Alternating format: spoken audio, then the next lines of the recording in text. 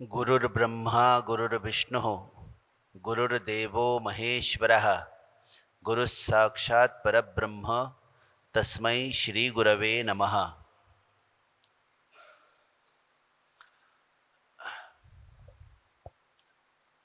सर्वांना आंतरराष्ट्रीय योग दिनाच्या खूप खूप शुभेच्छा. योग हे भारतीय ऋषीमुनींचं शास्त्र आहे. सर्व विश्व योगमय झालेलं आहे. योगमयम विश्वम कुरु हे ब्रीद आपला आहे. सर्वांना निरामय किंवा निरोगी जीवन मिळावं ही ऋषीमुनींची इच्छा आहे. भारतातल्या गुरुपीठांनी विद्यापीठांनी ऋषीमुनींच्या या योगशास्त्राला लोकांपर्यंत पोहोचवण्याचा प्रयत्न केलेला आहे. या ऋषीमुनींच्या परंपरेला धरून आपल्या भारत देशातले एक तेजस्वी तपस्वी स्वरूप असलेले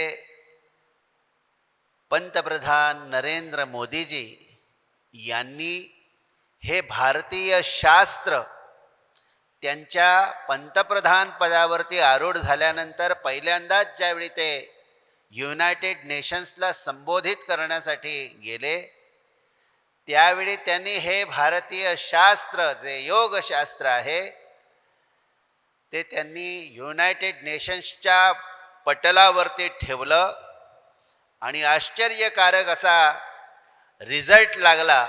तो म्हणजे 177 देशांनी या योगशास्त्राला अनुमोदन दिलं, सपोर्ट केला.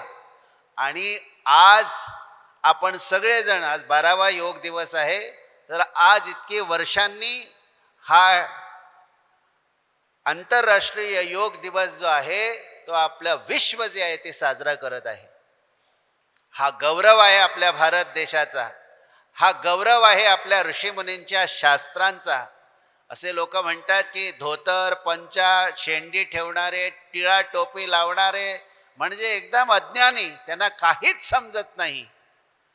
त्याला ही चपराक आहे की आपल्या या भारत देशामध्ये धोतर टोपी बंडी उपरणी टिळा शिखा ठेवणारे शेंडी ठेवणाऱ्या लोकांनी हे शास्त्र जे आहे हे आपल्या समोर ठेवलेलं आहे.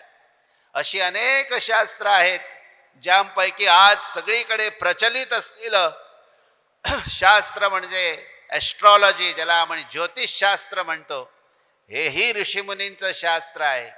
आपल्याकडे वास्तुशास्त्र आहे. आज सर्वत्र वास्तूचा उत्तम उपयोग जो आहे हे कन्सल्टन्सी सगळीकडे चालू आहे.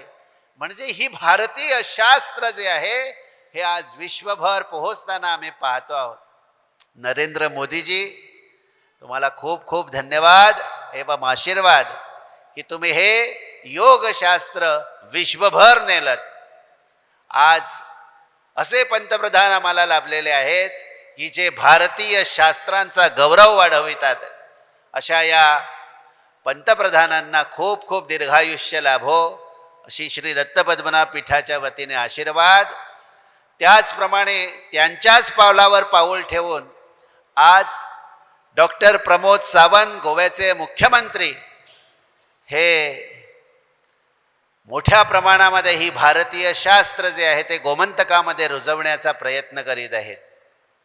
त्यांनी मोठ्या प्रमाणामध्ये संस्कृतसाठी प्रबोधन, संस्कृतसाठी प्रचार प्रसारासाठी त्यांनी प्रेरणा दिली.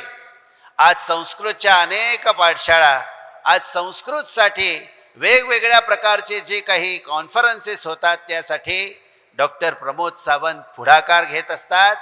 त्यांनी संस्कृतसाठी मोठ्या प्रमाणामध्ये सपोर्ट जो आहे तो संस्कृत विश्वासाठी केलेला आहे.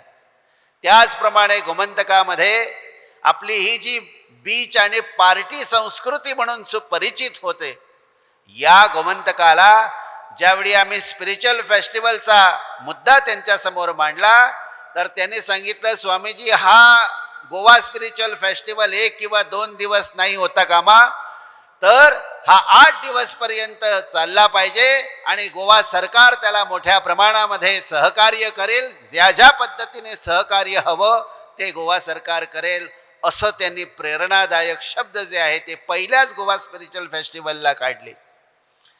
म्हणजे आपली स्पिरिच्युअलिटी म्हणजे कुठे एका धर्मासाठी मर्यादित नाही, सगळ्या धर्मांमध्ये आध्यात्मिकता आहे. या आध्यात्मिक भूमीचा प्रचार आणि प्रसार, गोमंतकाचा प्रचार प्रसार व्हावा यासाठी ते कार्यबद्ध आहेत, कटिबद्ध आहेत.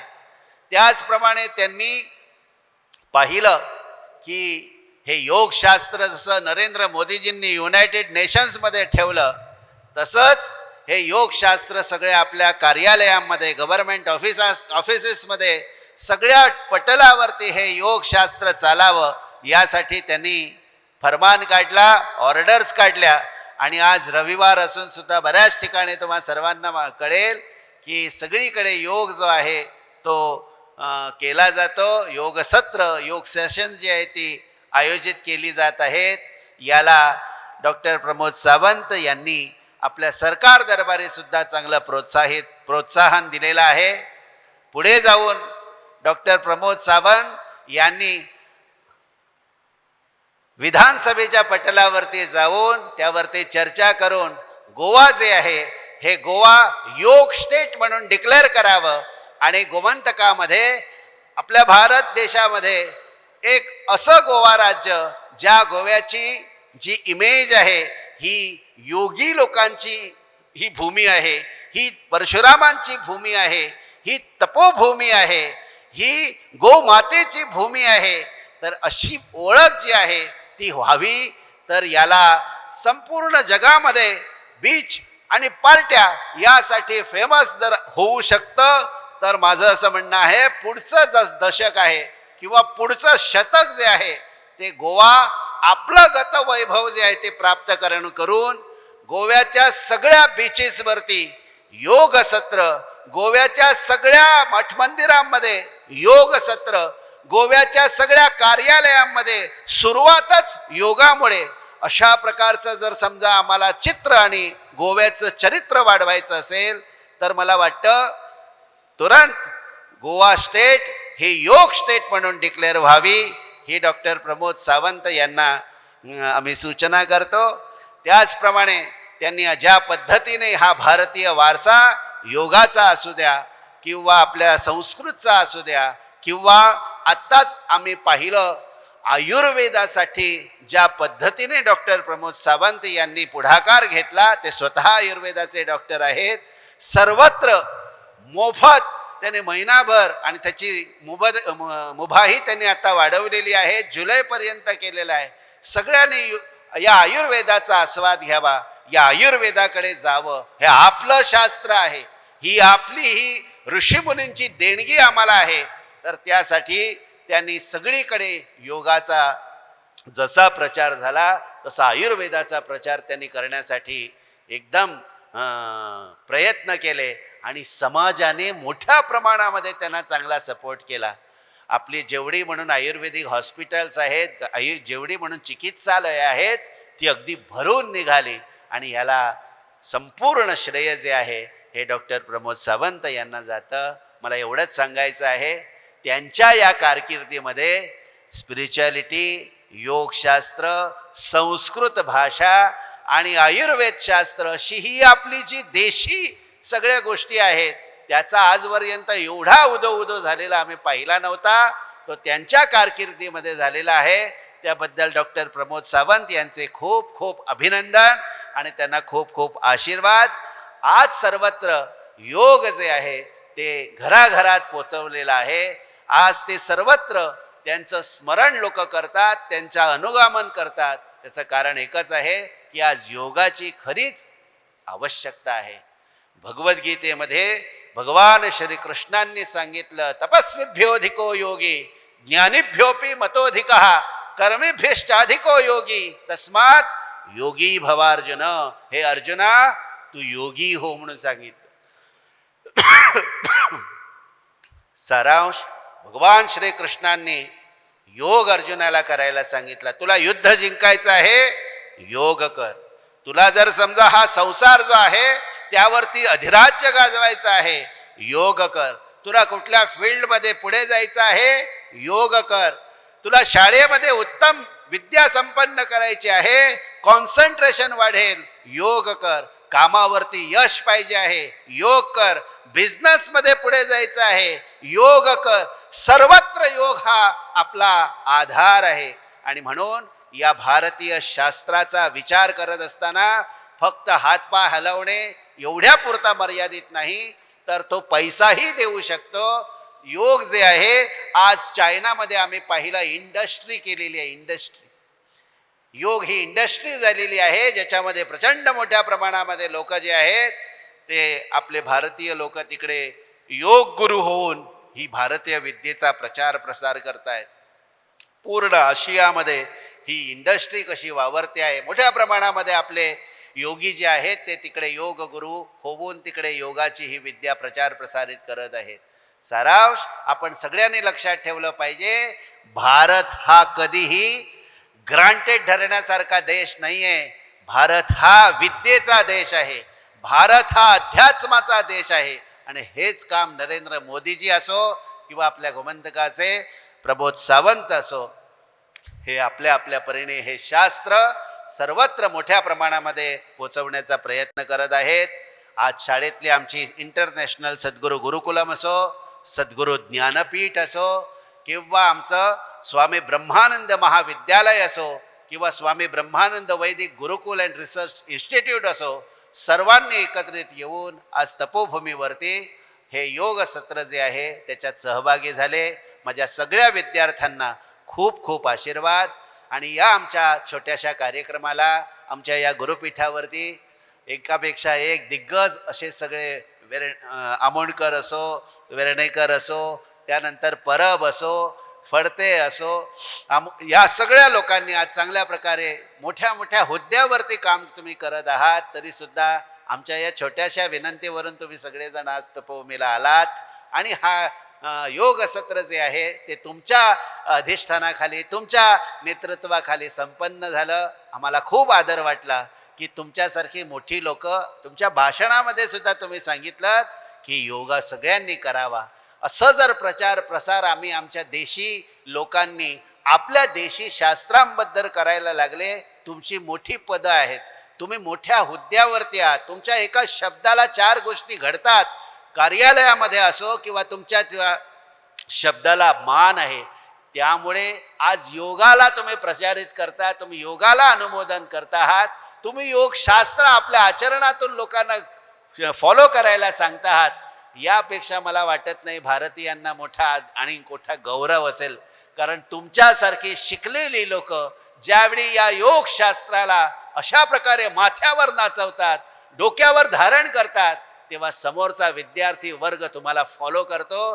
हे काही वेगळं सांगायला नको. आज तो गौरव तुम्ही इथे येऊन आम्हा सर्वांना दिलात, त्याबद्दल सगळ्या अतिथींना खूप खूप आशीर्वाद.